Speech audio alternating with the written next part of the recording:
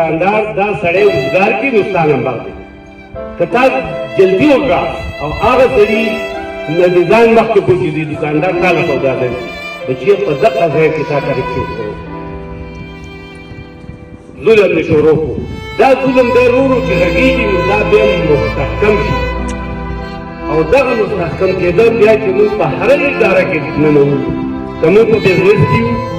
که موږ په سروینټ یو چې موږ په کومه انداز باندې ژوند تېرو نو په هغې کې هغه طرف چې زموږ نه کېږي ولې چې زموږ بدن موږ پېژنو چې داسې دي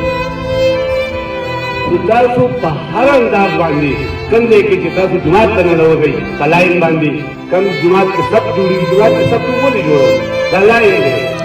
دا زمونږ د نظم یو نښه ده خو د عبادت